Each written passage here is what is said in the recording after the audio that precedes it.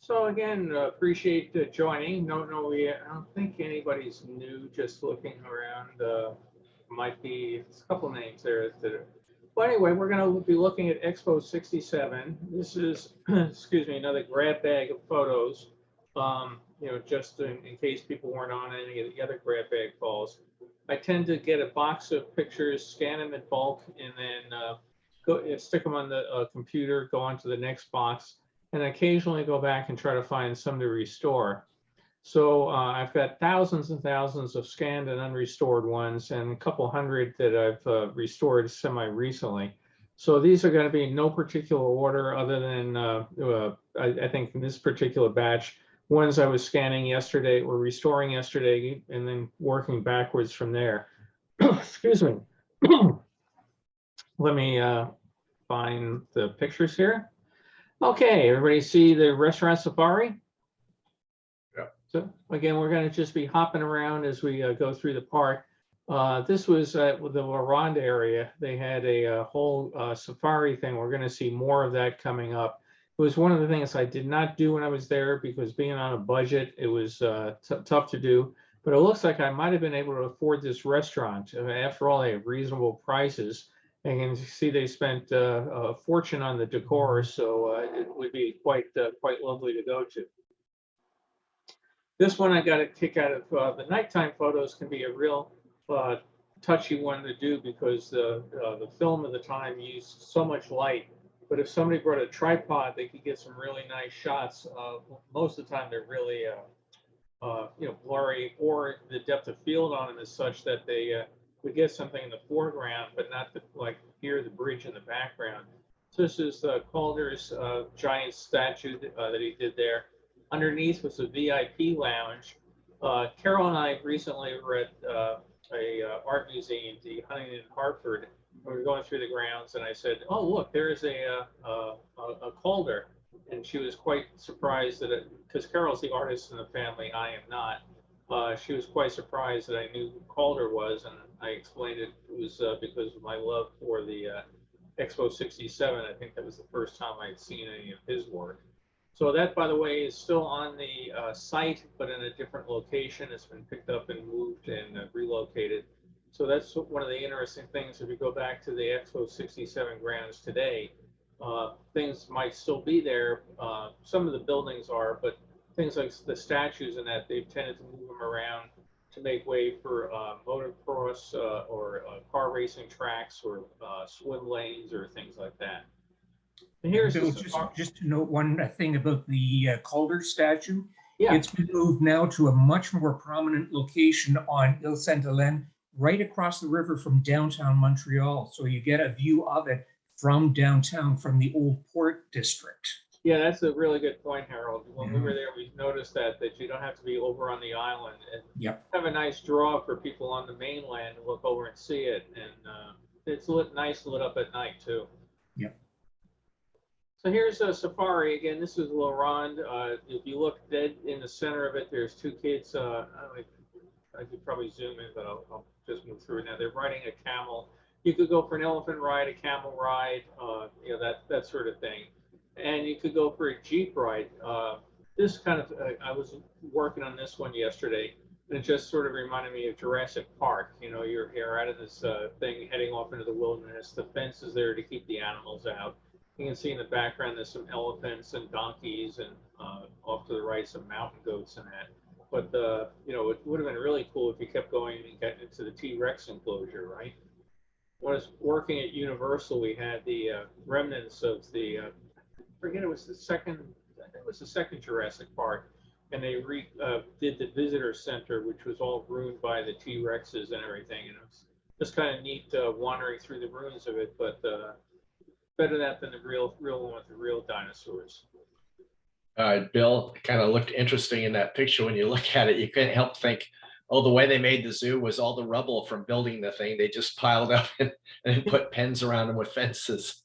It looks it, doesn't it? And that very well may be the case. It looks like in the chunks of asphalt. In the background there, behind the elephants, to the right of the elephants, there's looks like a pile of old wood scrap, like concrete forms or something. It's just kind of weird that it's like not really finished off, so to speak. Yeah, it did the job, but you do wonder where the fill all came from. It does look like broken up highway to me. Yeah. Hey, Bill. Yeah, I thought they were in Elmhurst. with the tank. Yeah, yeah, the big gas tank. We're gonna head on here. This is one of the downsides to being really good at a game of chance. You get to win these giant stuffed animals and carry them around for the entire day. And I've got pictures from the Seattle World's Fair of people. One guy with one of these under each arm, and you probably couldn't even get a storage locker big enough to cram these things in for the day. Up at the top, there's a sign for Diners Club, the credit card for the man on the move. I don't know. I think they still make Diners Club, but I sure haven't seen any ads for it for a long, long time. So that was a big thing back then. So kind of interesting little things that pop up as you go through boxes of slides. Everybody gets all the same pictures of the same things, but then you end up with the little oddball ones like this. And this one, somebody's enjoying a drink, but you have these small shops behind it. Back there, you can see the Ivory Palace and that. And these were in what they call the Expo service buildings, where they were, again, something put up by the Fair Corporation, the Expo organizers, and then small spots rented out. So you might get one of these stalls. In this particular case, the shops were big enough that they rented two at a time. But this was nice because it lets small mom and pop type shops, some of them from around the world, many of them from just other parts of Canada, participate and not have to go through the expense of building their own shop or their own freestanding structure at the fair. It also gives you a sign of just how much Montreal was just outside the fairgrounds. You can see buildings off to the right-hand side up in the skyline and that. Over to the left, you can see something sticking up with some ribbons hanging down, and that's Olympic House. We'll see more of that coming up. Just did this one yesterday. I mentioned night ones are kind of tough. Again, you want to make sure you have the subjects that are lit up are not blown out, but you also don't want to have everything else too dark. This one required a lot of work to balance out the sky. But this shows really well how the light fixtures worked at Expo. The lights are in those fiberglass tubes down below, shining up at the reflector up above, and bounces back down. It's a really great design. After the fair, as they were cutting down the size of the fairground and putting in things like the water lanes for the Olympics, they had a giant pile of these stacked up on the old heliport for it, and they just scrapped them all. I mean, you think what it would be worth today if they just put them up for bid for enthusiasts to come and take one home. But I've got a picture of probably 50 of them stacked on a scrap heap, just waiting to be hauled away. Pretty sad. We're inside one of the Vaporettos, the boats that would go around. There were several ways you could travel the expo grounds. You had the mini rail going around, you had pedicabs, you had all sorts of various odds and ends. But this boat would take you around the canals, which you could also go through in gondolas and other odds and ends. But this is just kind of neat. If you were on a nice summer day and wanted to get a bit of a breeze, you go out on the boat. It's about 50 cents, I think, to head around. USSR off to the left and Algeria off to the right. This is one for, we're all trying to perfect our time machines and target it when we go back. This is probably not the day you want to go back. This line here is for the United States Pavilion, which is out of sight off to the left. So you had all those flags there representing the 50 states on the poles. The main entrance is off to the left side. This is off where the Rose Garden area was. A very nice area, very pretty with sculpture garden and that. But this line goes all up and down through the flag poles, comes up, curves around, goes here, and vanishes off to the right. So you can imagine how long it must have taken to get into the USA Pavilion on that particular day. This is probably a little on the extreme side, one of the heavier days, but there are many days in which you can see people that have overflowed the flagpole area, getting out into the empty space out to the right. Really nice thing though about 1967, that people would stand in line. You didn't need to put chains up or wires or things guiding them in. And, I don't remember any time that I was there with people having problems cutting in lines or pushing around. People were much better behaved then than they are today. So, they just made the best of it. And what's also nice is people stayed on the walkways, filled those up, and just didn't arbitrarily on their own go off into the grass and start destroying all the vegetation. This was Bill, one. Yeah. I just wanted to make another comment. Looking at that crowd, it's interesting, only 3 years after New York and much more casual dress. Yes, yeah, that's a really good point. And we're going to see somebody in a suit and tie, and I picked that one out because it stands out for being so unusual that the whole thing, with Kennedy going to his inauguration without wearing a hat, all of a sudden men didn't wear hats, suits weren't necessary. It was also pretty hot in some times and during part of the Expo 67 season. And I think that encouraged people as well to, try to be a little bit more comfortable. But yeah, that's a very good observation. Thank you. This is a sad plaque. People that lost their lives in the building of Expo 67. It was over at the Place des Nations. And unfortunately, somebody stole it. It's no longer there because it's made out of bronze or brass, and people would take it to a scrap metal place and just melt it down. We've had that problem out here in LA. Like, I live right near where the water comes on the LA City aqueduct into the city of LA. And they used to have a really nice plaque explaining how the Cascades were built and everything. And people just chisel it off right off the stone base and melt them down. So what a lot of times they're doing now is taking these plaques, doing them in cast plastic and making them look like they're made out of metal. And then in some cases, they've even had idiots steal those because they think they're metal. So, but again, all of us that enjoy Expo owe a debt to these people, a number of construction accidents. And if you look, some of them were very close to opening day, right there in January 6, 1967. The children's playground area here, the United States Pavilion off to the sort of left of center, and then the United Nations in the middle, and Russia off to the right. So sort of an interesting juxtaposition of the UN keeping the two world powers at bay. The New York State off to the right, the three towers. We'll see that closer up. But you could go and park your kids here at the playground and then walk around on the outside of the fence and look in and watch Junior and Janie or whatever enjoying themselves. Posted this one the other day online, and it was interesting. That's, again, Olympic House behind it with those banners up top. But a number of people have started commenting on, oh my goodness, I remember riding those buses, and I went here in this bus, I went there in that bus. So this model came out at this thing. It's always so interesting to post something on Facebook. To me, it's a bus. Somebody on Facebook can tell you exactly when that bus was built, when it was retired, how many cylinders the engine had. And it's just kind of fun how you can take something that's sort of generic and people get a lot of enjoyment out of it. But for people that were there at the time, those were the big Montreal bus system.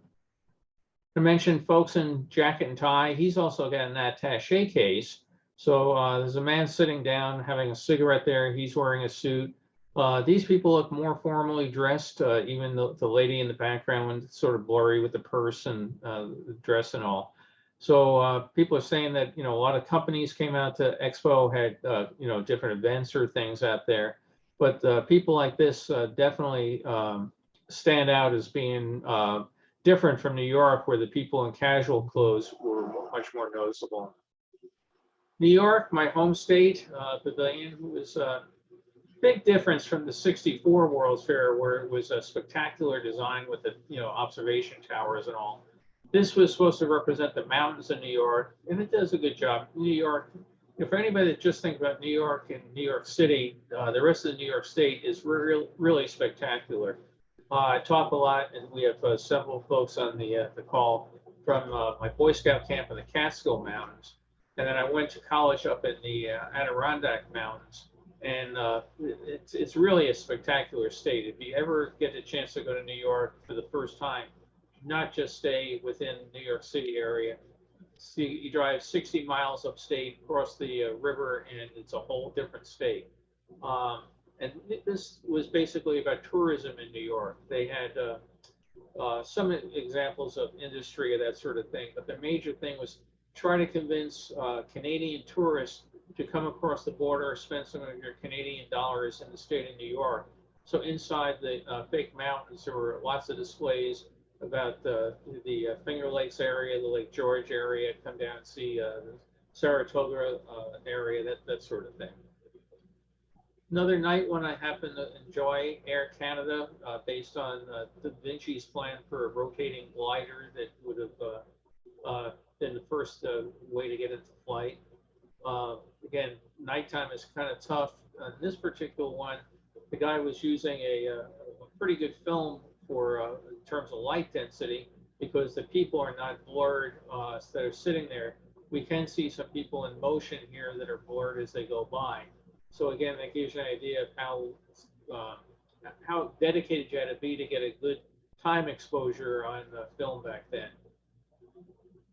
We're off to Swan Lake, and they imported the swans, so that they plunked them down there, and they were the namesakes for it. That sign was a very high-tech thing at the time.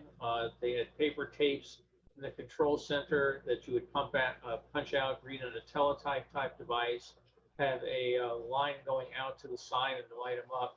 These signs were big enough that you could go inside of them, not during the fair, but there were people that comment online how in the winter seasons of Man and His World, they would go out and climb into the signs just to explore them. And if you look at the size of the people down below, it does give you a good idea of how the size of the sign was.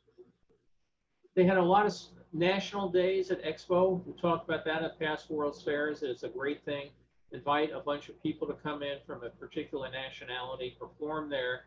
All their relatives will come in, and people from other groups will come in and join. So here's Swiss National Day. These folks have their alpenstocks, and they're taking a break in between performing. But again, you had a lot of national days, and people from across Canada would come in and join in for them. Kind of interesting view over in the La Ronde area very early in the morning. It's just opened up, so we don't have a lot of crowds. You got Gyrotron off to the right. You have these games of chance. You can sort of see in the one right in the dead center some of the giant animals in there. View of one of the phone booths down there. And I've mentioned before, the phone booths were very futuristic, and they unfortunately were not very practical. And particularly if you were raining, the rain did, the dome overhead did nothing to keep the rain from coming and getting you. It was also interesting that it acted as a sound magnifier. So there's 3 phone booths under there, and you could hear very well the sound of the people on the other phone booths because it just bounced up and down. The other thing I remember is going and calling my folks to let them know I was okay. And it was a hot day, and it was like standing under a magnifying glass. So they look great, but there's very little doubt why we didn't see them after Expo 67. This is a untitled piece of sculpture. The artist's name is Papa Ibra Tall, and this is over at Man in the Community. Giant structure built out of wood. You can see some of the fencing in the background, and then the roof overhead. This is from, and again, these are jumping all over the place time-wise, so we're now into the Man in His World days. This is a souvenir slide that was sold in packages. This is not the United States Pavilion, because now in Man in His World, this is Biosphere. So again, that was when I came back up there in 1969 to go to college, and the World's Fair was still there. It was, my goodness, this is crazy. And you get over to see the USA Pavilion, except the USA Pavilion's now where something else was. It was a real kick. But this is one of the souvenir slides they sold, which, like most souvenir slides, have turned bright red. And luckily, we can fix them on the computer. Bill, it also kind of looks like Epcot Center. It does. It really does. You almost expect to see Mickey standing at the top waving. You know. But yeah, I've never compared, Brock, the size of Spaceship Earth to the USA Pavilion. I have to go look that up and see what the size of the two domes, how they compare. Because Yeah, this I pretty think Spaceship Earth was a little bit larger. I think they wanted to go larger than this. It sits up higher because this comes right out, springs out of the ground, where Spaceship Earth was up on those pylons. right. But anyway, it's interesting. But it is just, it almost looks like Disney with all the plant flowers in front and the lighting fixtures. You know, these are a neat design, like you say, but you know, it's just it has the feel of, oh, it's a shot of Epcot Center. Yeah, it's also interesting, the triangular pieces of the skin here just really lend itself to looking like Spaceship Earth too, with the panels on it. At nighttime, they had fireworks show. There's for Joey in the background, the gas tank there. But down below, you had the aquarium, Alcan Aquarium. So this is at the tip of Laurent. Interesting shot here, a bookstore. So you would think that, oh, these have to all the Expo 67 books. Well, there aren't that many Expo 67 books. It was a regular bookstore, and you could go off and buy tourist books and history books and things like that. This is inside one of the theme structures, but the sort of thing I can't recall at any other World's Fair that I've gone to, a bookstore. It's not the sort of souvenir you generally think about going and buying, but they had one there. Over here for the Indian Pavilion, Indians of Canada, and this caused a lot of controversy that they didn't just put up a pavilion about the happy Indians living there today. They made mention here that, hey, you guys took away the land from us, and that was a big point of controversy that people wanted to have it taken out. Just like at other World's Fairs, the Palestine's exhibits had been controversial, things like that. But to their credit, the expo organizers allowed it to stay, and was telling a true story and an actual piece of Canadian history that should not be swept under the rug. Here's one for you, Brock. Where I don't probably a different sort of tree than we have at Epcot. We could put a palm tree or something in front of it, but what a shame that this plastic skin of this thing burned. But again, what a lucky break it happened during the time it was unoccupied, because it flared up and burned really, really fast and very, very hot. This ship, Blue Nose 2, famous ship, and again, if you go to the keep talking about Epcot, go see the Canadian film at Epcot, you can see Blue Nose and that. But it's a schooner. We're going to see the stern of it coming up. But this was one of the wharfs that were already there for the Port of Montreal. And you can see just off to the right that nose of a Canadian destroyer. But right in the background, you can see hotels, things carrying grain around to the Molson Brewery, all sorts of stuff. So you came right out of Expo, across the fence line, and there was civilization right there. But Blue Nose, you go and buy tickets and take tours of it. Or just one other note about the Blue Nose. Yeah. It's actually on the Canadian dime, our 10-cent piece, and has been for decades. Oh, has it really? I don't think I have a Canadian dime handy. That's good to know. Yes, those racing schooner. It's yes. a beautiful ship. I remember going on board and seeing it. It's a very, very nicely done. We're on board the mini rail, taking a tour. I think he's telling us keep our hands and arms inside the vehicle all times when we're in motion. Totally automated system going off and carting its way around. There were several mini rail systems out there. You could buy the system automated, or you could buy it with a guide driving it around. So in 1968, the guy driving in Hemisphere didn't pay attention and ran it into the back of the train in front of him, dropping it off the track and killing somebody. So for everybody that says, I don't feel comfortable with computerized train systems, keep in mind that this one ran for 10 years and never hurt anybody. The one with the driver didn't last 6 months before it killed somebody. This almost looks like the People Tree outside the Canada Pavilion, but it's actually inside the Quebec Pavilion. So piece of sculpture. More inside Quebec. Again, it's kind of hard to get pictures of some of these. These are going from the mini rail.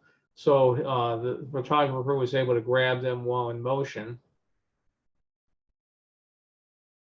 And I believe, I'm not entirely sure which pavilion this is myself. If anybody recognizes it, please, please let me know. So it has something to do with technology, I would think, because of the stylized way the numbers look like OCR numbers.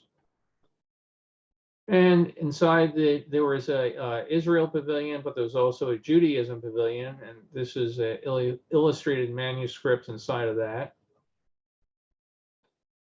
Hopping over to the Netherlands, talking about what a vibrant shipping port it was. This was really a tough picture to do, and scanning it, it would either totally blow out the color part, the bright color part in the center, or make it totally dark for the other part. So I ended up scanning it twice, and then with the miracle of Photoshop, I could just put the two sections of it together. So it's great what the computer lets you do these days. But they were basically saying, you want to ship over to Europe, come ship your stuff to Amsterdam. We got this port, and then the rivers lead into the rest of the country, and so do our trains and everything else. And inside the Israel pavilion, again, interior shots of some of these are hard to get because the film needed so much light. This is the one of the entrance areas, the ticket booths off to the left, the mini rail station up there, the green walkway going up, and the New York State Pavilion behind it. For the ticket booths, you can see that these sort of sculpturized things, I don't know if they were supposed to look like an atom or something, but these things with the wheels coming, these things over here coming out. I've worked in facilities where they put in giant tape libraries for computer tapes, and you would have them all on tracks that you could, roll them apart. And the libraries also use them for storing books and that. And they have these giant wheels on them that you can just, spin the wheel, and it takes that section of the shelving down and moves it to the left or right. And every time I would go into one of those facilities, I think the first time I saw one, it was like, I knew I've seen this before, but this is brand new work and I've seen it. And then I had, oh yeah, it was those things at Expo. So funny the associations you make. United Arab Republic and Egypt, nighttime view here. This was an interesting one because there was the 7-Day War in 1967. It caused all sorts of controversy in the Arab world, and one of the nations pulled out. Some of them closed temporarily and then came back. So it was it could have been a real political mess for Expo, but most of the nations decided that they would still participate. Inside Great Britain, this is the Genius of Britain section. So there are all sorts of famous Britons up there, writers and composers and architects and scientists and all sorts of things done up there, talking about the people that made Britain great. One of the displays in there was one favorite to my heart, Lord Baden-Powell, the founder of the Boy Scout movement. Started over in England, came over here to the United States. It was in Canada. It's basically all around the world. And this was a nice display here. And then John, William Booth, a Salvationist off to the side, the guy for the Salvation Army. So two great people that did a lot for the world. Cuba was interesting. As an American, they strongly encourage you to pretend that the Cuban pavilion didn't exist. You shouldn't go there. And of course, it made it forbidden fruit. So we all made a beeline ride right to the Cuban pavilion. Displays inside of how their system was so much better than ours and all the rest of it. But this is the restaurant inside, which is very popular. You can see the people on the right waiting to get in, and the people on the left side are all happily dining on Cuban food. If Carol was here, I know exactly what she would order. We love going to a local Cuban restaurant, and she always gets, always gets the same. I am here. Yeah. I'm just going back and forth. I have all these things going on. Oh yeah, Carol, we're going to somebody's party, and Carol's making the dessert, so she's popping in and out. But why don't you tell them what you would have if you were here, Carol? Well, up until the last time we had Cuban food, it would have been ropa vieja. But now I have a new favorite, vaca frita. So if you're here in the San Fernando Valley, we have a Cuban restaurant called Versailles, and it's really good, and the portions are absolutely insane. You better like Cuban food because you're going to be eating it for the next 3 days. So great stuff. I would have loved to try this restaurant. It was out of my price league in 1967, and also frankly out of my patience league because there's so much of Expo to see. I'll go get a hot dog and I'll go see another pavilion rather than stand in line for 2 hours to go eat food. The Canadian Indians of Canada off to the left, the United Nations off to the right. This is interesting. This tram here, they started realizing that they had more and more people coming to Expo than they anticipated. Were coming by car, and they had to start parking further and further away. So people are complaining about how long a walk it took to get into the Expo grounds. So they went off and procured some of these trams elsewhere to bring people in. What was interesting was after Expo ended, they had all the trams that they had bought that they decided they didn't need anymore. So it was sent them to Expo Hemisphere 68. Oh, but wait, we're going to keep Man of His World open. We need some of the trams back. So the trams, whoa, my screen just went blank there for a second. I don't know what happened there. Folks still there? I don't know what happened. My screen went totally blank there for a second. So something went loose in the computer. It's always something. So anyway, here's Blue Nose again. Nice stern view of it, and a very great design of a ship. The actual Blue Nose was the original one. This was a recreation of it, hence the name. But again, you could buy a ticket. It was reasonably priced and went towards the maintenance of the ship. Up above, you can see the Expo Express train system, another totally computerized modern transit system. I think it was the first totally computerized train system introduced, if not in the world, but certainly in the Northern Hemisphere. And it was a real groundbreaker. And a nice view of the grounds here. Off to the left, the bottom side, the Kodak Pavilion. Again, a lot of the companies were much smaller pavilions than they had in the United States, the same companies. Because this is Kodak of Canada, which is a separate company, for legal purposes than Kodak, Eastman Kodak in the United States. So a lot of these companies have really blown the budget on, huge pavilions like GM and Ford and Kodak for the '64 World's Fair. But this was a very nice pavilion for photographers. You can see again people lined up to go in. And they would help you again adjust your camera, answer questions, but had changing exhibits through the time of photography in there. Cuba just off down below us on the right hand side. The orange looking burnt umber or whatever color up there, Africa. So it's, lots of stuff going on here. Just so many countries to visit, and that's what.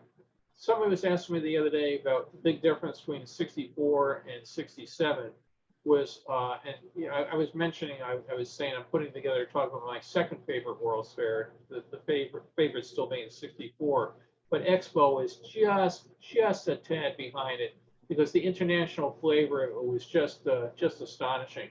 Brock, you had your hand up? Yeah, I just wanted to say, I was just looking at this. You can see there's a line over on the left side, upper left. Looks like it's probably going to the US pavilion. You had talked about the lines before, based on where I'm seeing Russia in the background there. And I'm looking at the Venezuelan pavilion. It looks like you can just walk right into that one. But that line is actually going to Czechoslovakia. That's the Czechoslovakia pavilion up there. And that was super popular. Glassware display inside was just absolutely amazing, and it had one of the if not the most popular restaurant at Expo, was one of the top three, if nothing else. So, Yeah, well, as I say, Venezuela looks like you can just walk right into that one. yeah, you pretty much could. I think the entrance is actually right smack here in the center. So there's probably Yeah. people who are still online for it. But yeah, the line here for Czechoslovakia is you know, much more pronounced. And Yeah. here's the what you call it, USSR here. The United States would actually be across the river. Oh, it's across the river. Okay, I thought it was the other way from it. So Yeah. We hop over to Fort Edmonton in the Laurent. So you had a bunch of dance hall entertainers out there trying to convince you to come in and see the live show. The Bridge of the Isles going across the river. And again, if you look at the current thing here, the St. Lawrence really rips through town at a very high rate. I kept thinking when they were building this thing, it had to be really tough because if you dump stuff in there, you know, dirt, rocks, or whatever to make the foundation, the river is just going to start carrying that first load of it away. So I just keep wondering, percentage-wise, how much stuff washed further down the river to do it. It was interesting that they built this bridge and put all these cables out there. And they later redesigned, they realized they didn't actually need all those for stability, so they took them off. I happen to like the look with the cables on there. I think they should have just left them there for the eye candy view of it. But it's, I guess you better that you overbuild a bridge than underbuild it. So this is one for fans of 64. The Thailand pavilion off to the left was picked up piece and put back together in Montreal, but it was greatly expanded. They added this whole this part here had been in New York for the restaurant, but they really expanded this all the way down here. Most of this building was brand new for Expo. And they also did things like put the Royal Barge out here. These were all things that were new. So it was, again, kind of a kick, you know, coming around the bend and, you know, wow, you know, that looks just like the one in New York. You talk to people inside, well, that was the one in New York. We just picked it up and moved it. This is the Man in His World days I've mentioned in other talks. I just love this pavilion. It was the Canadian Pulp and Paper Pavilion. In 1967, it was all done in green to represent trees. And then now the pulp and paper moves out. So what do? You paint in the psychedelic colors, and it became things like the LSD pavilion. It became the Interpol pavilion. It became all sorts of different things with different colors. So again, it would cost you money to tear off the roof and change something else. It doesn't cost anywhere near as much money to paint it. But I got a kick going back year after year. You know, there were things you get in the front gate and want to go see. And one of the things was, okay, what color are the trees this year? More of Laurent, the aquarium off to the left there. It had a big scandal in the Man in His World years where the people went on strike. And it's hard to believe people would do this, but they went on strike and went home and didn't worry about feeding the dolphins that were on display there at the pavilion. All the fish, but the dolphins in particular, they just let the poor things starve to death. And by the time people realized that they were still in the building and that nobody was taking care of it, animal rescue groups tried to save them, but it was too late. So it was a pretty sad post-fair legacy. The tracks here are for the Expo Express system. Off to the left was the maintenance yard and service facility for that. And you can see again, Montreal just across the river there. Looking down, I believe we're at the French Pavilion, if I recall right, looking down from the roof. Going up the super long escalator inside the US Pavilion, going up to the top where the NASA displays were. This is a night view I really enjoyed. This one took a bunch of work to get it back, scanning it at different spots again so the highlighted areas don't blow out. But you can particularly see inside the US Pavilion all the way in the back how well lit up that was at night. The fact that unlike Spaceship Earth, it's a transparent dome. During the day, the sun bounced off the plastic panels and you couldn't see very much. You mostly saw the blue sky reflected or the gray clouds on a gloomy day. But at night, it really lit up in a whole kind of futuristic world looking across there. Thailand at night. The Canadian pavilions at night, again, the people tree in the foreground, the Kete Mabec in the back. Nice view. Just like the 64 World's Fair, I like going here at night. The crowds are down. It was cooler. There was tended, from my perception, to be more of a breeze coming down the river at night, so it was more comfortable on the warmer days. And you can go over to Germany. I imagine all these paper cups were probably full of beer, but the German pavilion, a giant tent of fabric strip stretched across a metal framework, gave you a tremendous amount of exhibit space. You can see over here, pylon, again, holding it up, but you didn't need a massive building. It was really a great design. More of New York State and more of Germany. So again, sort of a weird circusy tent sort of vibe to it, but inside it was a great thing. If you look at it, we zoom in here, it's funny the things you pick up on pictures. You know, he's out there walking on the roof, and I assume he's supposed to be there. After all, he's wearing a tie, right? So if he's wearing a tie, he has to be official. But that's the sort of thing you start working on one of these pictures, and all of a sudden you go, whoa, that catches my eye. So this reminded me of the 64 World's Fair, where we heard the talk about you know, Charles Abar going up on the roof and changing the light bulbs and hoping the plastic panels didn't fall. And this is not panels, but you hope that the fabric of the tent is strong enough. But you know, like I said, the first time I looked at it, it was like, what the hell is he doing up there? Again, we have the Man in His World Days. The Bell System Pavilion was now called Cinema 360, showing again the Disney film of Canada. These color areas here were all white during the Expo 67 days, the flower planters and benches and things like that, but they decided to spruce up and give it a bit more color during Man in His World. You had lots of performances going on. Again, this is great. You invite these kids to perform. You give them free admission to come in and play. A, it keeps the crowd busy, but B, you know their parents are all going to buy tickets and convince their aunts and uncles and everybody else to come and see them entertained. So great fun. Again, we're still at the Man in His World Days, so we can go see, if we zoom in on this, we can see all the films that we can come in here today. So we have different languages and different versions of things we're going to see. So we have going to be in English at 11:30, 2:30, etc. And in French, we're going to have them down below.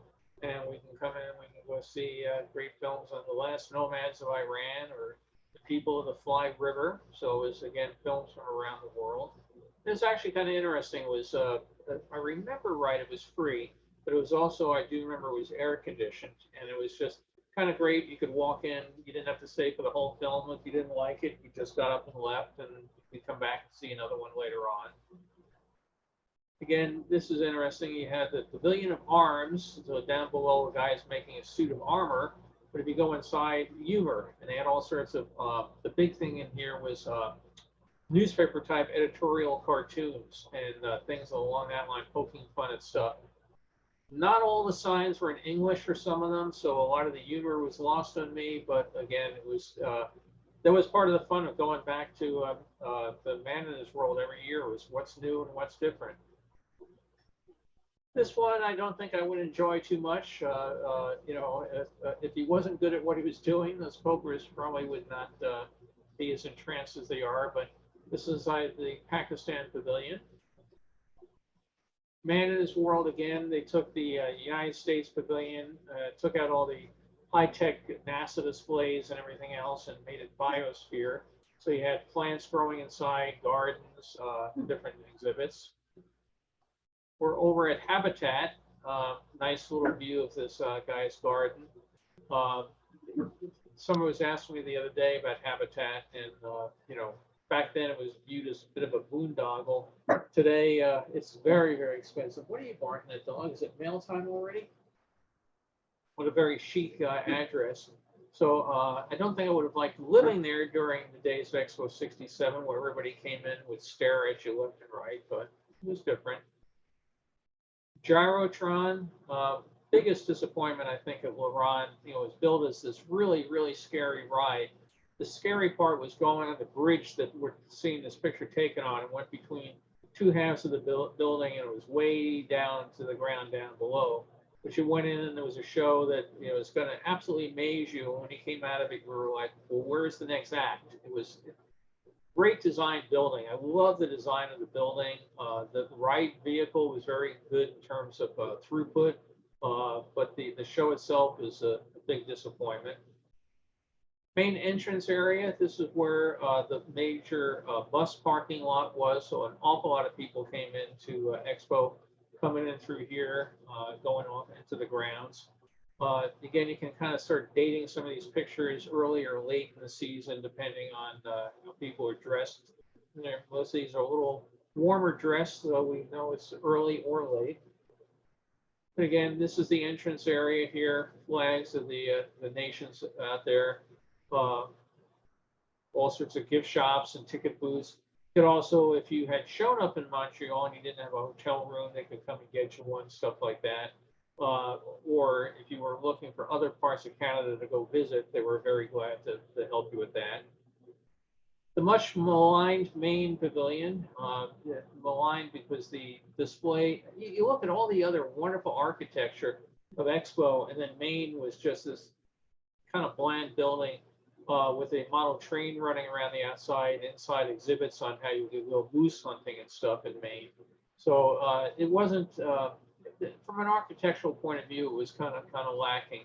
But it also kind of amazed me because the style of the building just doesn't speak to me as Maine. So I don't know where they came up with it. But yeah, as mentioned, look how casual people are now compared to 64. You did not see a lot of people in shorts in 1964. Over again at Laron, we're going to take a voyage to the moon. These rides were super, super popular. You can see them in every sort of, state fair, county fair, provincial fair, or whatever. They're still popular today. People still get a kick out of it. But for 40 cents, you can go take a tour to the moon. The version of this that they had at Seattle for the 62 World's Fair was amazingly successful and lasted about a good 15, 20 years after in Seattle, and finally got sold and sent to another part. But there was a huge outroar after, again, whatever was 10, 15 years that it was being taken out. And people, no, we need one more season. I have to go see it one more time. And it just became like a touchstone of comfort. Every time you go there, you see it, and you're probably thinking back to 1962, the first time you saw the rest of the fair. Giant. The man in the blue shirt in the front looks just like Jack Benny. Where is that? Right, with his arms crossed. Here. Well, yeah. Doesn't he? Let me tell you, Rochester, yeah. Giant blocks of the Expo 67 logo out on the river. They were used in a lot of publicity pictures, taking the hostesses from the various pavilions and posing out on top of them. Labyrinth was a real feast of the eyes for film enthusiasts. Major giant screens, multiple screens. It was really a great exhibit. It was probably easily the most popular exhibit on this particular section where you came into the fairgrounds. And a lot of times the very first thing, depending where I would come in, if I came in this section of it, it would be run straight to the labyrinth and go see it before everybody else did. Because a lot of people would line up for it being the very first major pavilion you really came across. Or a lot of people would say, oh, I'll see it on my way out. Well, everybody else is trying to see it on the way out. One last thing as you're trying to go. So it was very much a gotta go, gotta see it right now. And, don't get between the front gate and me, because I'm coming over you. Great Britain Pavilion, the Union stylized Union Jack up above, and great tower up there. Going again to the Man in His World days, here's a pavilion that was during Expo 67. This was the operations center where the computers were that ran the whole thing, the security cameras, all the rest of it. For Man in His World, those were moved, and this became the City Life Pavilion. Back to Laurent. Here's one for us in New York, right? Tad's Steakhouse. Tad's was a chain in New York. I think the last one just closed, that my dad would just love to take my brothers and I to Tad's Steakhouse, and you got a piece of steak, a baked potato, a piece of garlic bread, and it was very economical. And they had done very, very well at the 64 World's Fair, so they ended up doing a restaurant up here at Expo 67. And then off to the left, you can see the Silver Guard Saloon where we saw the dancing girls trying to lure people in before. The hovercraft, British-built ship that would fly across the water on a curtain of air, making a tremendous amount of noise. These things were incredibly loud and inside as well, but you could definitely tell when one of them was coming up or down river because it just made a heck of a racket. And it was really cool to watch. The next time I think I was on a hovercraft was in Australia, and it was much quieter than this particular one was. So they had really managed to improve the technology, but this was a great tool. If you go out to the fairgrounds today, you can still see the remnants in some spots of the concrete pads where the hovercrafts would come sliding onto the dock. Man in His World, you had exhibits, and this was, I think it was Boring's car. It was one of the Nazi bigwigs. The car is a bulletproof limousine bought over and put on display. This was the Ireland Pavilion during the Expo days, and it became European Commerce Pavilion. And I don't recall in this particular shot what it was being used for. I have to go and see what year this was. But again, things would just change from time to time. Put a new paint job on it, you got a new pavilion. I got a kick out of this. I really like the design of these little dolls. I just thought they were really cute. And it's the sort of thing you hope somebody someplace kept these after the fair ended. This is the Ontario Pavilion. I thought the styling on these was really cute. Again, I mentioned I have thousands of pictures that I've scanned, and then I don't get around to restoring them all because I'm always scanning new ones. So just some of them have caught my eye, and I just really thought this was a particularly cute little display. Canadian National Pavilion during Expo. The USSR packed up their entire pavilion and took it back to Montreal, to Moscow, what still stands today. But then, like the United States gave away their pavilion, so they didn't have to pay the money to tear it down. All of a sudden, they realized, oh my goodness, Man in His World is still going on. Everybody's going to see all the other countries. I better come back. So they started leasing space, and again, they'd move around and all that sort of stuff. It was interesting because we went up from college one time to go up to visit Man in His World, and we had gone in, and it's funny the things that happened. We bought a whole bunch of fireworks to bring back into the United States, which you're not supposed to do. And I put them under the spare tire of my car, thinking if I get checked at customs, they won't take the spare tire out. Well, the guy comes, asks us to open the trunk. He looks in with a flashlight and goes, oh, what's this? And he's pointing it right at the spare tire. And I'm like, oh my God, I'm busted. Well, lying on top of it was a whole bunch of brochures from the USSR Pavilion I had picked up as souvenirs. And he starts asking me, are you some sort of communist? No. I'm a World's Fair collector. And look, I've got the USSR, but here's USA Pavilions right under it. And right here, here's Belgium and everything. It was, okay, you're not a communist, are you? No, I'm really not. Thank goodness he didn't keep going down and find the fireworks. But man, when he first looked at it and said, what's this here? It scared the bejesus out of me. So somewhere I probably still have those USSR pavilions. The Greece Pavilion, and again, I don't know what made me particularly restore this one, other than the fact that I guess you design a pavilion and you don't think about where the trash is going to go, so you just leave the trash cans or dumpsters out back. The USA came back to the former USA Pavilion Biosphere for 1976, making the big thing about the bicentennial that we were not going to be not showing anything during our time, where we're celebrating so much else in the United States. So they re-rented the former US Pavilion, made it the US Pavilion for one more year. And again, you had 6 levels of live entertainment because they had those big platforms all throughout it. And you could come and see all these people doing all this stuff. You could see a potter, a wood carver, an ex-sign sign painter, all these wonderful things. So that was kind of neat to come back and see that it was there again. And all sorts of different drinks. What's interesting is I got a kick out of this one because we have soft drinks that we know, like Pepsi, but I don't recall, was Team ever sold in the United States? Anybody recognize that one for the lemon lime soda called Team? I don't remember that one being sold in the US. Lots of souvenirs for us postcard collectors and everything. We would just die to go back there and get something today.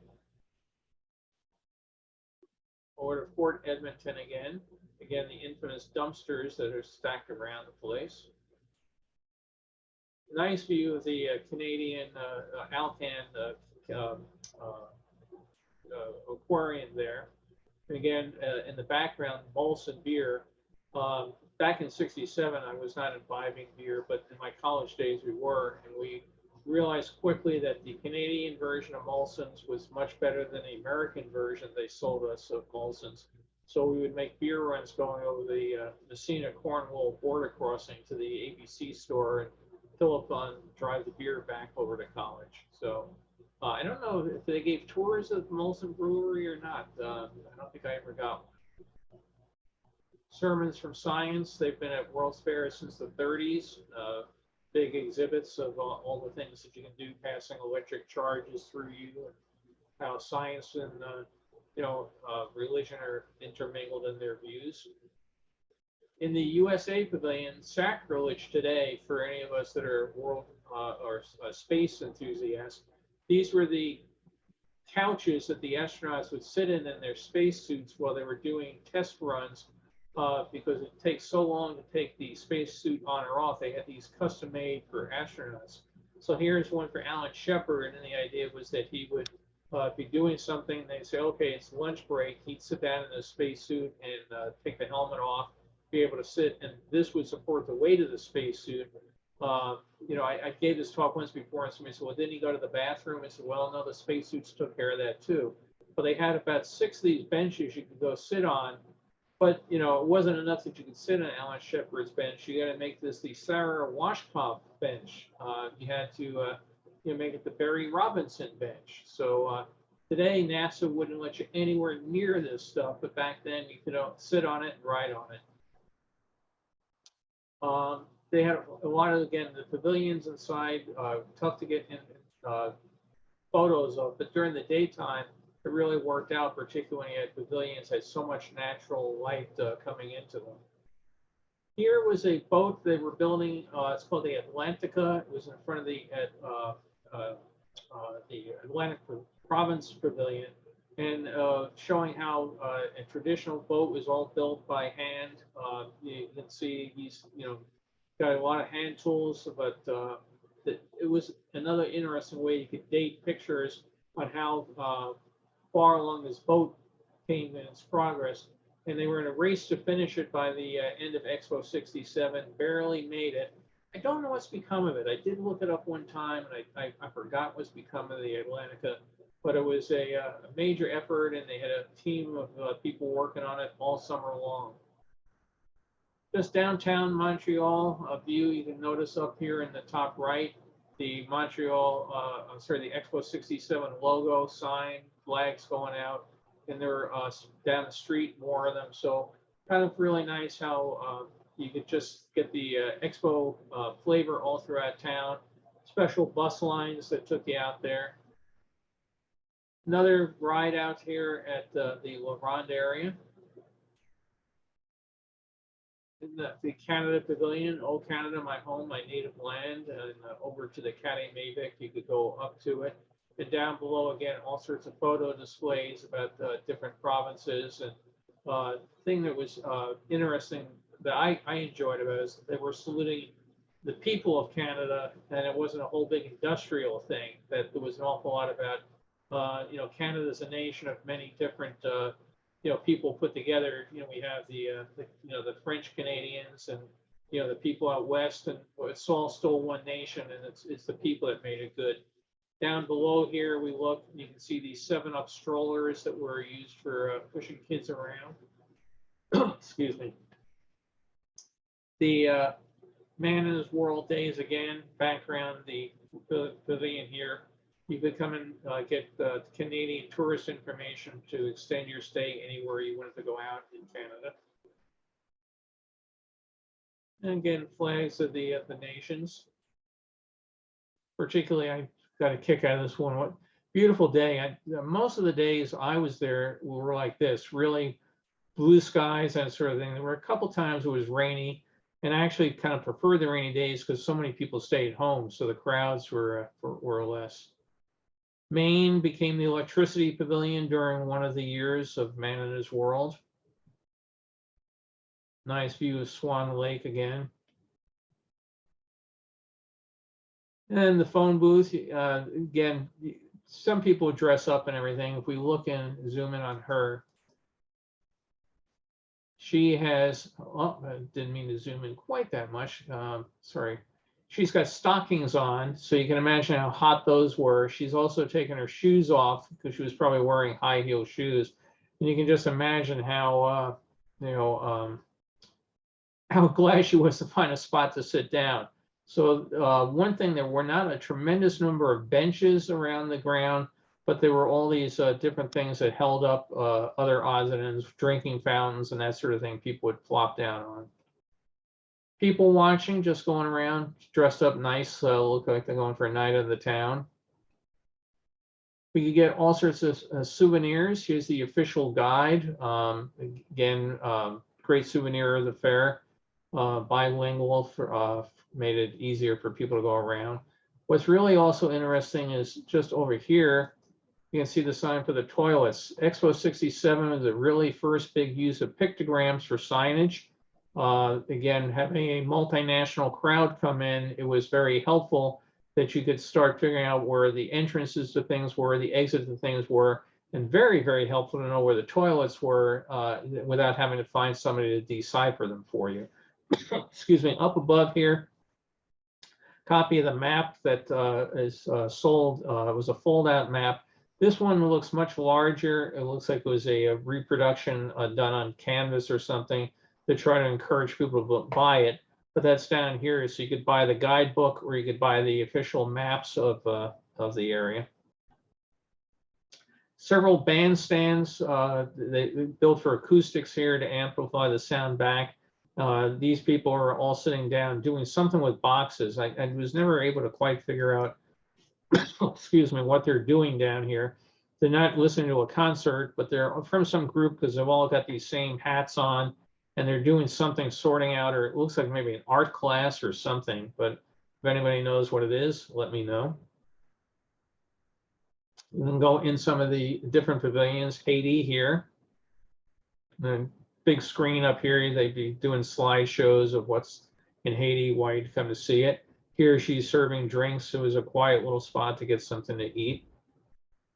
Very, very stylish Paris boutique, right? I mean, that just says French to you left and right because you put the name on it. So another souvenir stand, but you can tell it's a French boutique because what are they selling? Looks like they're selling berets.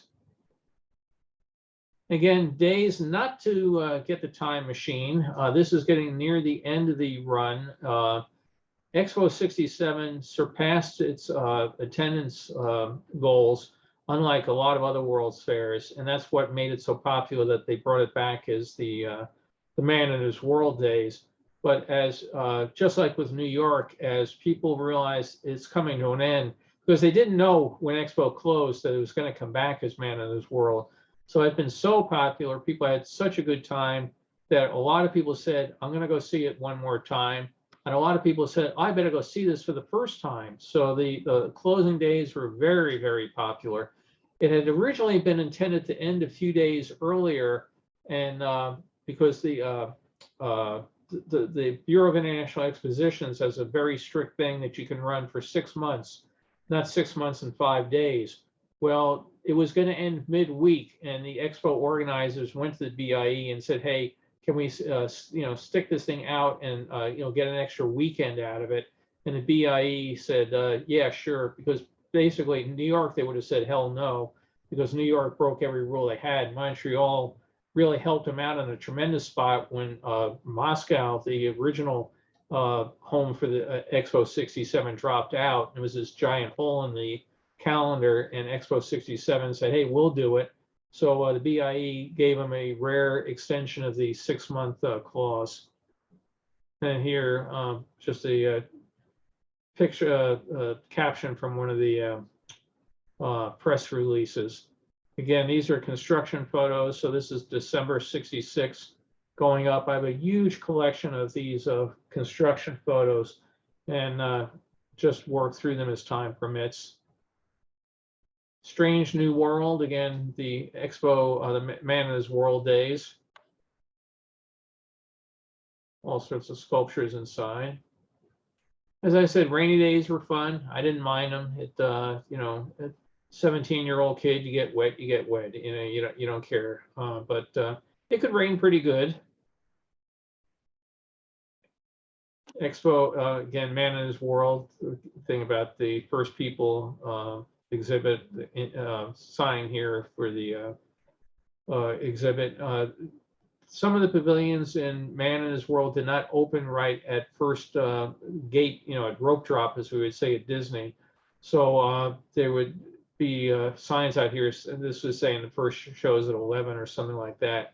So some areas stayed pretty quiet until they opened up. Kinetic sculpture made of car parts, traffic lights, and things. And again, Canada's a land of energy production, shale oil and burial oil and all the rest of it. Geothermal was just making its way known then. Man in God's World. Again, you start dating these things from the signage for when in the Man in His World days it was. Again, you can tell difference. Okay, you can look at this and say it's Man in His World, and come back. How do I know this is not? Well, it's because Expo 67, all the signage was changed. Those information booths were changed to something more generic, that sort of thing. Big sign here, these pillars came up here to tell you where the official clocks were for the area. You could take the train, the Expo Express system here. You could go between the main grounds and take it over to Habitat or over to LaRonde. Ontario, a exhibit of musical instruments. Well, this was interesting. Again, we go back to a Man in His World, different exhibits put in time.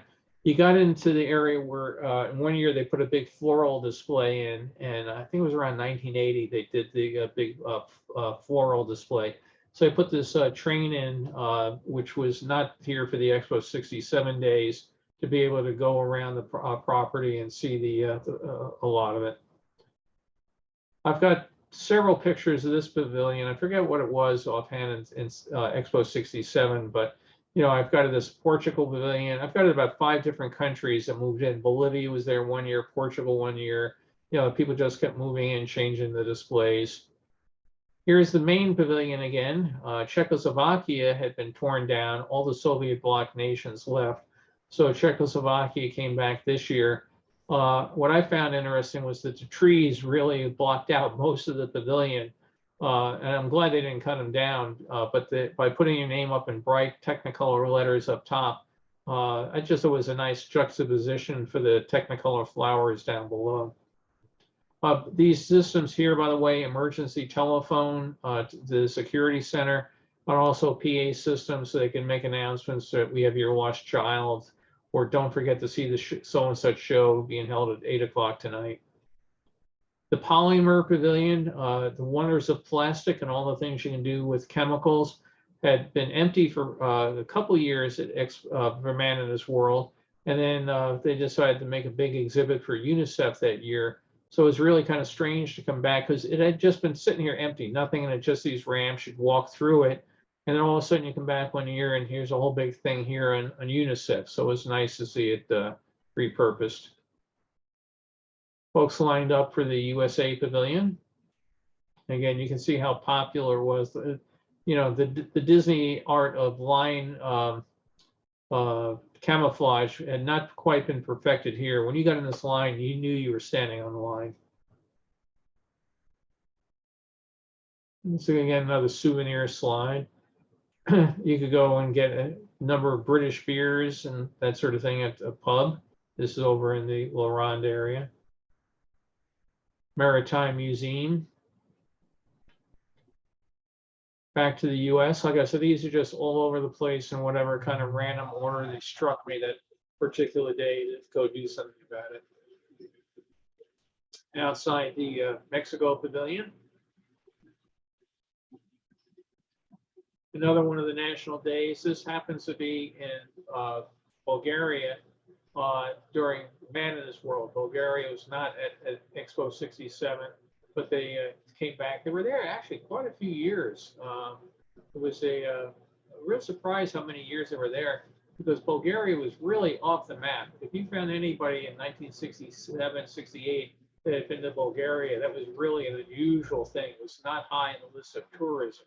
But they were trying to convince people to come over and spend, you know, hard Western currency over there. And they had a very nice pavilion. I remember very friendly people to talk to.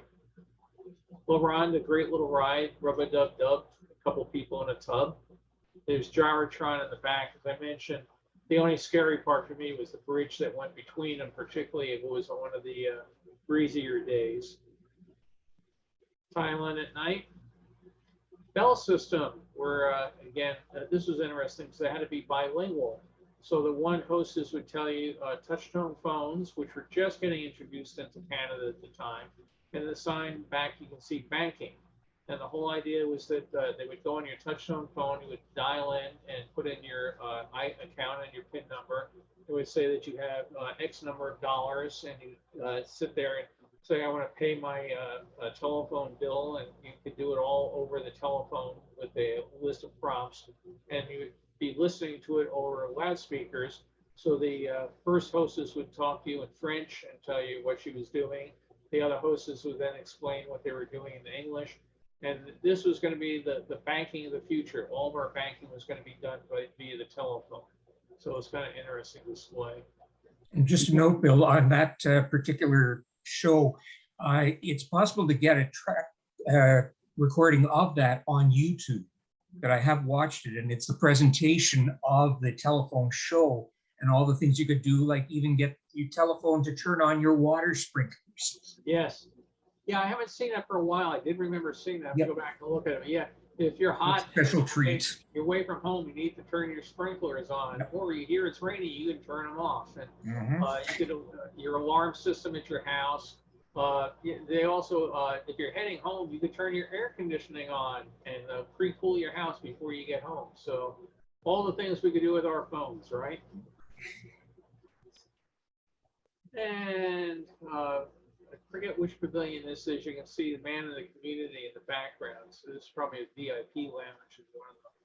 Yeah, it looks like it may be at Habitat. It might be. It could be. Because that was in the right location, looks about the right height. Yeah. I thought the sample one was down lower, but you might be right. I don't remember. Well, the Commissioner General's penthouse was up on the top floor, the 12th floor, and that's where he received dignitaries at various receptions. And now it's been restored as Moshe Zafti, the architect's personal apartment. Oh, and okay. he's given it to the city. It's now been restored to look as it did back in '67. Yeah, I only got to see the one for the rank and file. I never got to go see Yep. the Secretary General. So this might be it. It's higher up. And you can see it now on the guided tours that are available. Very highly recommended, led by architects. I'll have to go and see it the next time we're there. As soon as this Definitely. COVID nonsense is over, Carol and I Yeah. are on our way back. There's no doubt about it. We really enjoyed our trip up there, and we can't wait to go back. Well, visiting Habitat was on my bucket list, and I finally got it about 4 years ago. Well, that's great. Again, this was the the New York State Pavilion. It became Yugoslavia. They painted the green mountains of New York white for it. It was just crazy. Every year it was like, a different fair. State of Vermont, the main rail going past it. Yugoslavia was in this pavilion for another year. The hovercraft again, kind of a gray, gloomy day in this particular shot. Over to the USA. Here we see the Netherlands. For quite a few of these things, I like to have the outside framework holding up the buildings. Again, a great way to get interior exhibit space without having to sacrifice support columns. Iran, beautiful tile work representing Persian carpets. Here's one of the trains again. This was in the Man of This World days. You can see the U.S. flags have been replaced, but now this train would take you around the grounds. Korea Pavilion became the Columbia Pavilion. This wood tower is still lying there on its side, and the remnants of the fairground. It'd be nice if they would do something to put it back together. But it was originally all built in Korea, South Korea, of course, because North Korea didn't exist in their political world. But it was all built in South Korea, brought here and reassembled, and the building's still there. The tower is lying off to the side. Man in His World, the Persian carpets have given way to a more stylized tile work out here. The Disney film is still being shown here, but not sponsored by the telephone company anymore. Inside the U.S. Pavilion, you can go and get all these wonderful things in here, which I put labels on. These are the astronaut foods. So it's getting near lunchtime here in LA. Maybe I'll get myself some toaster bread cubes and some butterscotch pudding. So, but this was really high-tech stuff. I mean, as a, space age stuff to be able to go and look and see what all this stuff was. And we had a skin cleaning towel. I was not able to read the writing or figure out from the displays what this was. And they also had chewing gum, which to me was like, what do you do with the chewing gum? And, is the spacecraft got all of it chewing gum under the edge of the consoles? There it is without my labels on it. Lots of bands playing. This is over in one of the groups from Trinidad, steel drums. Again, this is the Man in His World days. Over here, the Vermont Pavilion has become Haiti. But this was again where we saw those booths earlier that I mentioned, that expo service areas. You could go and you could rent these buildings out, put your little shops in. We notice here the futuristic phone booths are no longer here. After a while, they just took them out because they were not being very practical. So you could stand here and yell and listen to yourself, I guess, but couldn't make phone calls. And the grounds are just beautiful. I mean, the flowers and whoops, went by that real quick. The flowers, I don't think I ever saw the grounds looking shabby. It just always looked nice and very well kept. Scandinavia became the USSR Pavilion this particular year. Down below again, this is the Arms Pavilion. If we zoom in, there's a guy down here and he's got a forge and he's making swords. So big thing where they had suits of armor he had made, and you could actually go and commission him to buy, make a sword. Hopefully they delivered it to you off site, didn't let you walk around the fairgrounds with a 3-foot sword. But here he is working away. Inside the former U.S. Pavilion, now Biosphere, again we have replicas of giant redwood trees, and down below looks like Snow White's dwarf's cottage or something. Inside the Humor Pavilion, Tricky Dicky. Japan Pavilion. This is one you can date very, very early in Expo 67. Anybody know why? The cars are here. They put these cars on display, and the whoops, went back too far. The Expo 67 people said you're making it too materialistic, too commercial. That was not in our original plans for it. So you have to take the cars out. So the cars only show up here in about the first 3 weeks of Expo, and then the rest of it they're gone. It still says Japan, but they were just covered it over with sod and stuff. So it was interesting how different things at times, you know, people, you submit a design. Like Carol and I learned that for the Rose Parade. You just submit a design, your float better look exactly like the design, where they take points off in judging. You tell them you're going to build a pavilion and do it a certain way, and you do it something else, they may come by and tell you to tear it down. Man in His World, Biosphere again. Now, this was during the days when they started closing off part of Man in His World. The attendance was going down, but also some of the pavilions were starting to wear out. So they closed off the one island and said, rather than having everything open, we're just going to have basically half of the place open. But it was really bizarre because you could take the mini rail train around the area, and you'd go through the bustling part that was open. All of a sudden, you cross the bridge over into the empty part. And it was like forbidden fruit. There were, you know, fences keeping you from going over there, but it was all still sitting there. It was like a World's Fair with no people. It was a really strange sort of sensation. Again, Scandinavia transformed into USSR. Just great, colorful signs, and you know, from just to me, eye candy. Just love the way this stuff came out. I believe that this is the Australia Pavilion. Then when Expo 67 ended, some of the nations stayed, some did not. Great Britain said we're not staying, so they took down that stylized Union flag and put up one here for the province and changed the displays out. Again, some of the captions from the publicity photos. So here's the USA Pavilion going up. You can see quite a bit of work. This is, again, 1966. It was about 6 months before the event would open. So not a lot of time left to get it done, particularly in the harsh winter conditions. But an awful lot of work still needed to be done. I mean, the skin is still going on. You can just see how far they've gotten up to this level. So no way they could do the interior exhibits and everything else just yet. Like Man in His World, more Man in His World, more Man in His World. Again, former Korea Pavilion. This now is Canadian postage.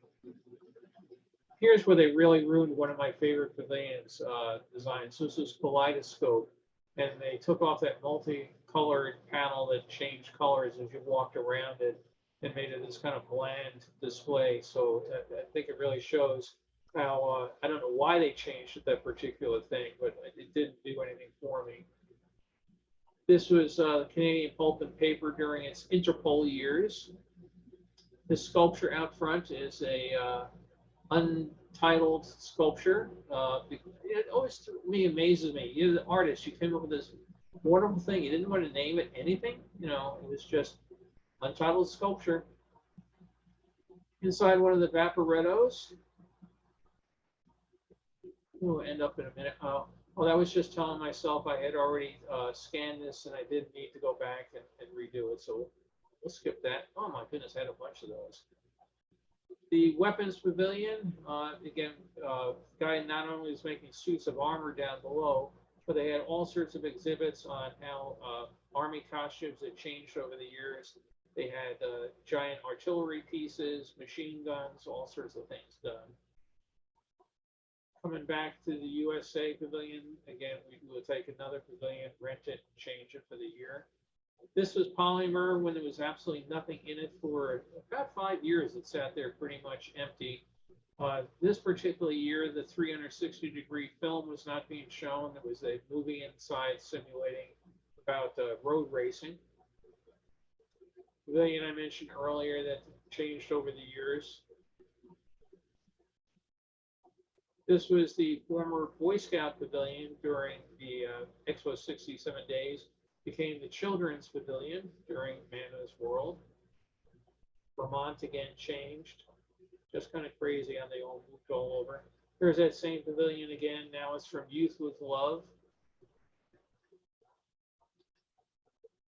This year we're France. Last year we were, who knows what we were last year, Bulgaria or Netherlands. Netherlands originally just changed over time. Tile work on Iraq had again been the Persian carpets, and they changed this design. And again, look how many times we've seen this one pavilion just changing year after year. And Mana's World, we can see all the things that were to be seen this particular time. If we went over to Plaza Nations, they were doing a giant outdoor screening of Jesus Christ Superstar. So we can see it at different times there.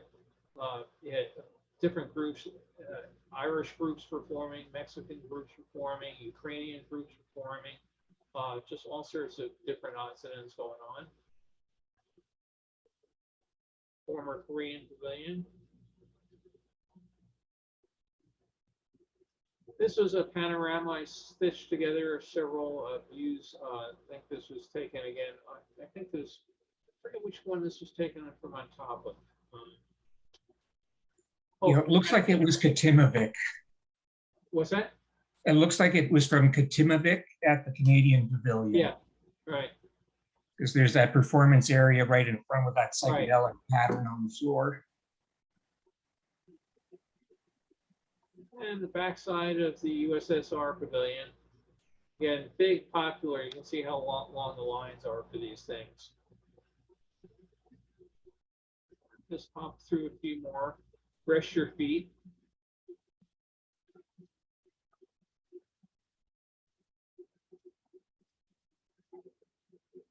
Did not get to spend a lot of time at the Brewers Pavilion, but I don't have a picture of it. Somebody else had one the other day.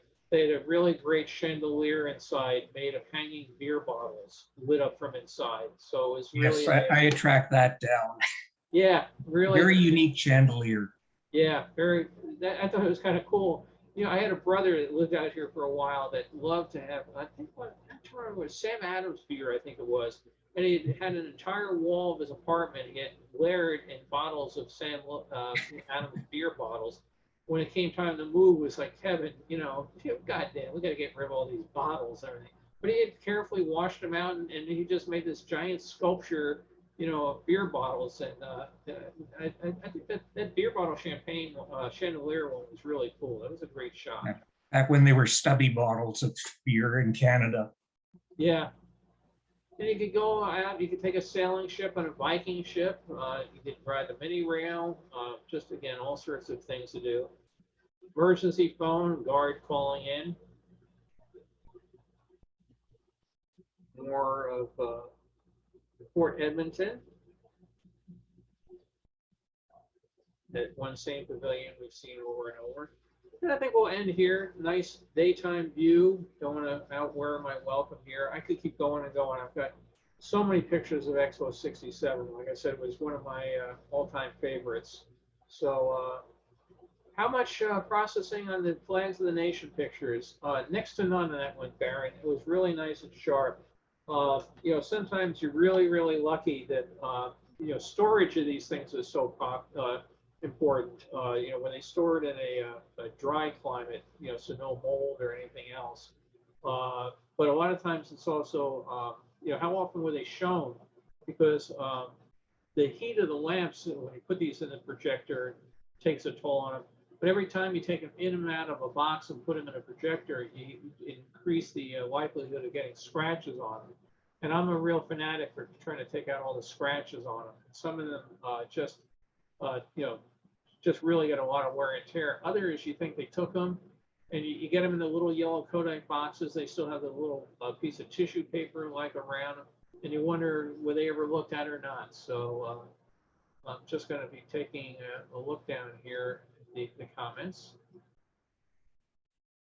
seems like a lot of accidents. Were there any killed constructing New York World's Fair? Yeah, there were at the New Jersey Pavilion for the World's Fair. That was done with a bunch of poles that came out and held up tent type structures at the New Jersey Pavilion.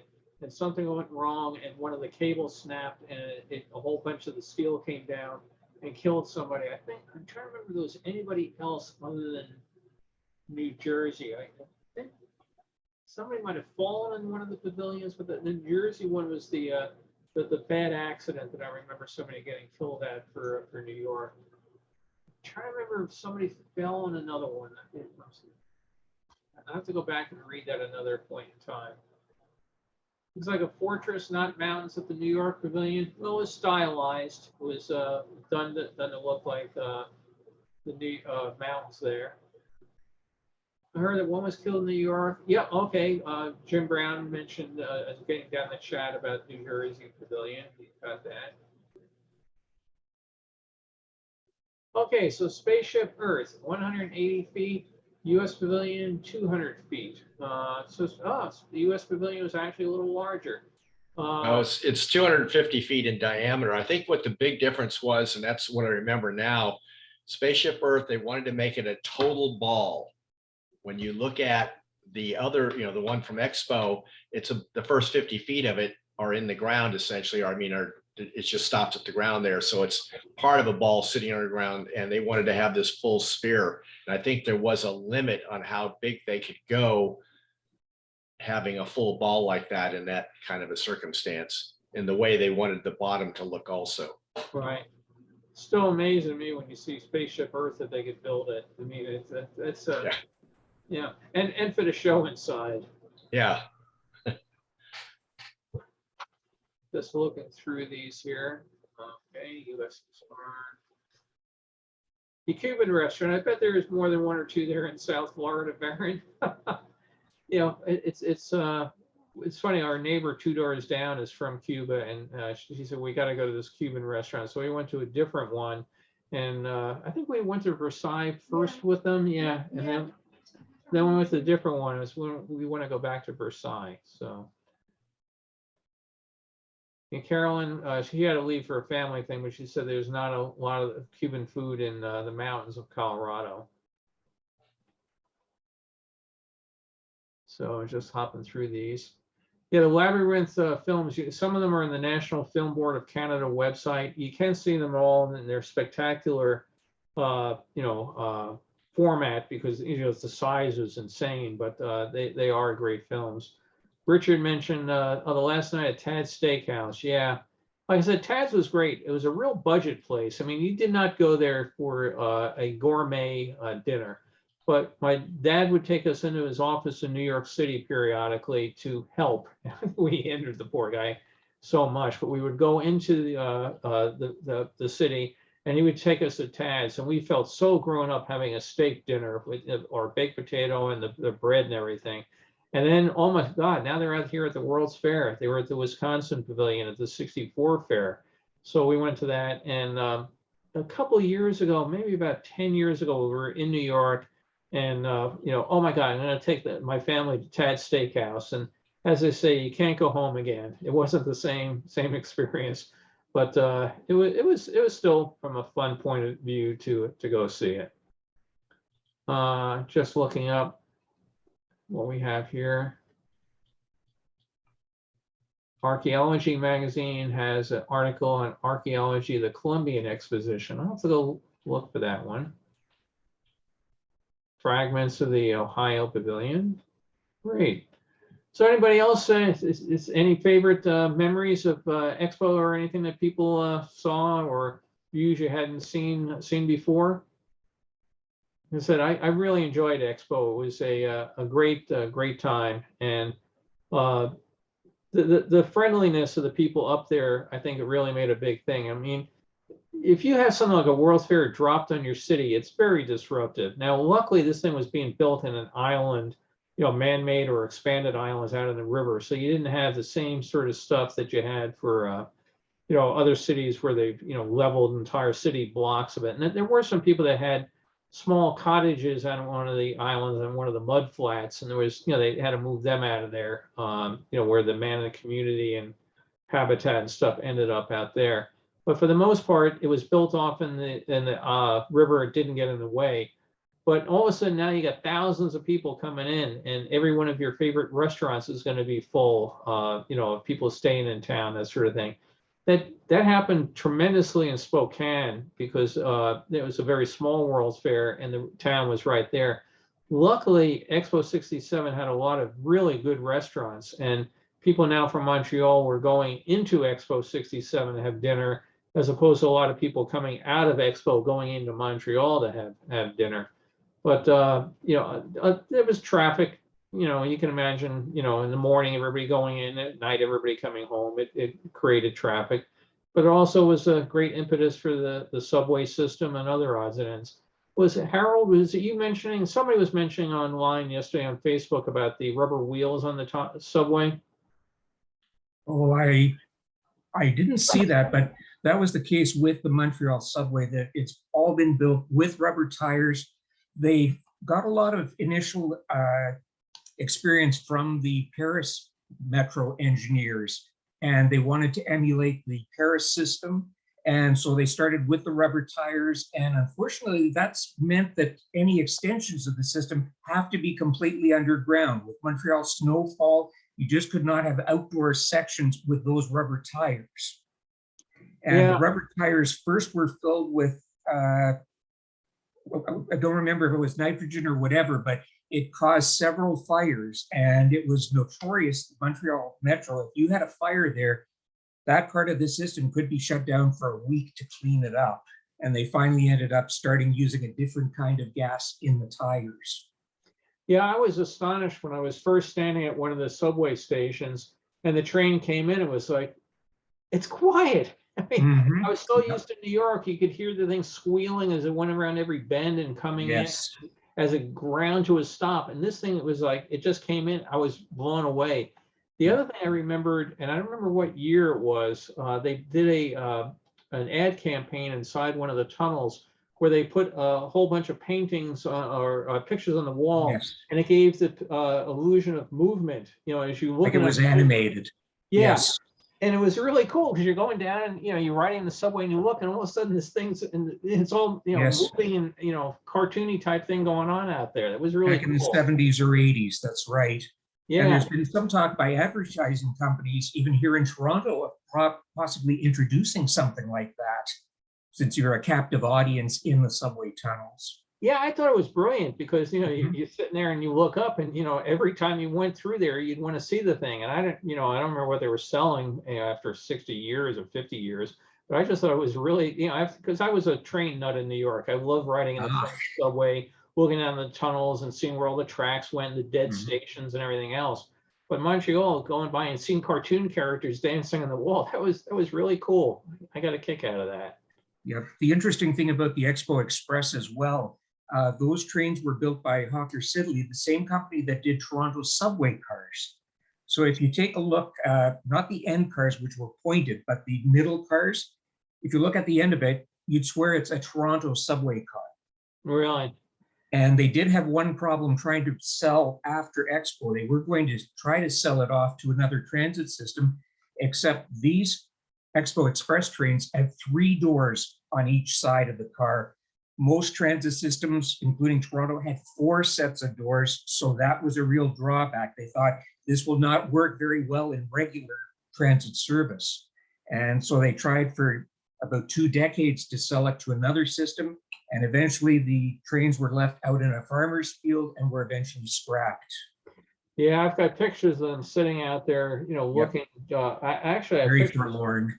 Yeah, during Man in the World, they were all inside one of the stations, and they were all stacked up there, fence around them, and they were. I think they extended out across one of the bridges. There were so. I think that Bridge of the Isles, the one that they took the cables off of. Yeah. Which recently, when I saw it, I wondered what happened to the cables, and you think that they were necessary, and all of a sudden, I remember that particular bridge with cables. Where did it go? Yeah, first time I saw that, the cables, you thought, you would think they'd add cables to stabilize something, but now they took them down because it was better without it. I guess they said they Exactly. had a lot of problem with the wind whipping through the cables, and it was actually causing trouble to the deck. Hmm. You know, caused more movement with the cables than if they took the cables off. Yes. Now, I was trying to figure out who made the decision to take them off, because once you took them off, what if you found out that you were wrong and you had to put them back? But Mhm. that's why I don't build bridges. But I think it was probably the Parks administration that the whole expo site now is called Parc Jean Drapeau. It's been named after the Montreal mayor who brought the Olympics and Expo and the subway system to Montreal. And they control the site completely, Yeah, I including the mean, infrastructure. he sure changed the city, didn't he? Oh, yes, very much so. Yeah, Carol and I were just watching a mini series. Did anybody happen to see the Theodore Roosevelt mini series that was on TV? Oh, yes. The And Ken Burns film. what? No, it wasn't Ken Burns. It was Oh, Carol thought it was, and I looked in the credits. It wasn't. It was just on. It was a two-part one. And okay. fellow that played Theodore Roosevelt was wonderful. I was a British actor, and I didn't even realize he was British till I looked him up. But Theodore Roosevelt was a big guy on Long Island, where I grew up. And our Boy Scout Council is actually the Theodore Roosevelt Council of the Boy Scouts of America. And I knew an awful lot about Roosevelt, but I learned a lot more in watching it. So if anybody gets a chance to watch it, there was again, oh, let's do a little thing like the Panama Canal, I mean, major changes to stuff. And it was a really, fascinating miniseries. And, and they did go into some of his warts and, things that he didn't do so great and that sort of stuff. But I thought the actor who played him was just absolutely wonderful. And he looks so much like him from the archive, because they go to the archival footage and then they go to the real, the current guy, and he really did a wonderful job. So it's just wish we had more leaders like the one that we had in Montreal, and that sort of stuff. So Beth, you you recorded it, but you only watched the first hour. It's really good. Yeah, it was on the History Channel, and it was I really enjoyed it. We really, like I said, proud card carrying member of the Theodore Roosevelt Council of Boy Scouts of America. He was our first honorary president. And it's interesting with Facebook, poor Joey's had so many problems with Facebook these days. But we, in our Boy Scout Council, we use the chant bully, because that was Teddy Roosevelt's big charge, to bully this, bully that. So like when we have a campfire and we're saluting somebody, like, thank you so much for what you did this summer for us at camp. 1, 2, 3, bully. And we try to do it so it echoes across the lake. Well, we realize on Facebook, if you say something like, someone will post a picture or something and you go, that was a great job, bully. All of a sudden, Facebook goes and puts up an alert that you're, saying bad things about somebody because you're calling them a bully. So we can't use our you have to be careful what you say about people. You don't want to get in trouble with the gods of Facebook. Well, I hope people enjoyed their trip back to not just to 67, but all the years of Man in His World. Like I said, these just hop all over the place because of the order that I happen to restore them in. But Man in His World was just great. I mean, I usually convince some guys from college, let's go on up there. Darren, you had your hand up? Hey, Bill. Yeah, not about, first of all, another great series. I just love watching all this. I was born in 67, so did not quite make the fair or the expo. I just wanted to say, just speaking of Boy Scouts, so I grew up as a Boy Scout as well. I was just out and about, and there's actually a new Boy Scout supply store near my house, which surprised me because I remember when I was growing up, I think it was Sears that would sell most of the Boy Scout stuff, or they had a Boy Scout section. So I saw that and immediately thought of you. I was going to pop inside and maybe take a couple photos for you. Where's that located? Where are you? I'm in Concord, up east of San Francisco. Oh, okay. Yeah, we have a Scout store right inside our service center. But back when I was growing up, you mentioned like Sears and I think A&S. Most of the department stores had a Boy Scout section. Boy Scouts were really big on Long Island in the 60s. And then there were other stores. There was one on Sunrise Highway out near Massapequa, something like that. Huge Scout section. So, go out there, get the uniforms and buy an axe or a knife or, whatever. And now, like I said, we have a scout shop inside our service center for anybody to come in and buy that particular stuff. The program has shrunk a lot, but yeah, I'm glad you've got one up near Concord. It's nice to see the program still going despite the challenges we've had recently.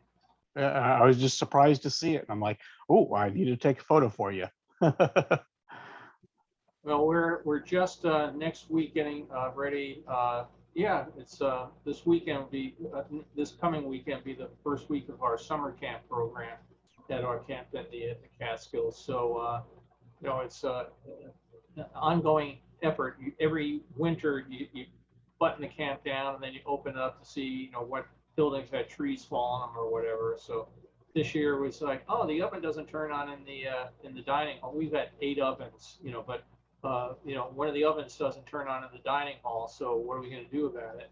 And oh, they don't make parts for those anymore. And well, we can get parts, but they're on a boat from China and won't be here in time. So you run around, finally find a way to get it, and then we've already put our orders in for all new ovens for next year. So it's always a challenge to see what has worn out or anything, but it's a nice problem to have. So many other camps are selling off their camps and their ovens and everything. We're looking to expand beyond what we got today.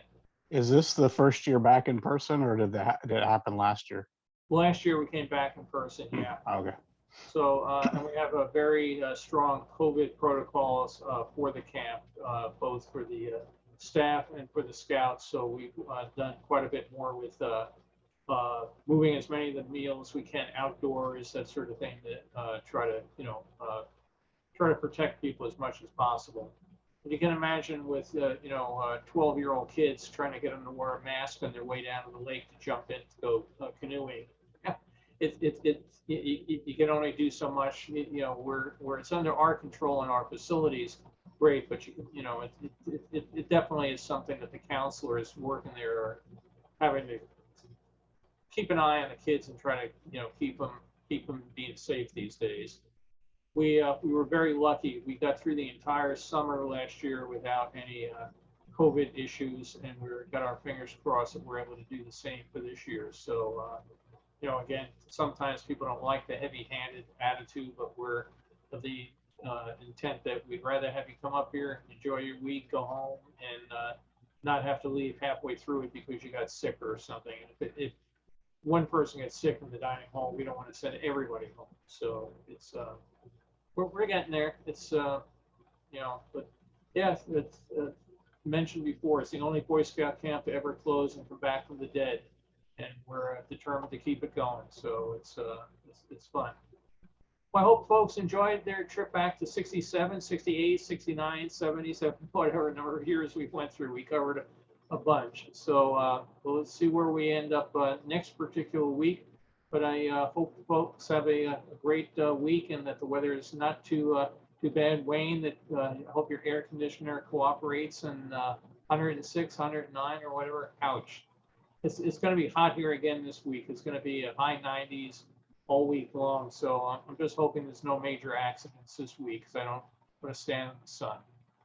But great, all. Let's see you soon.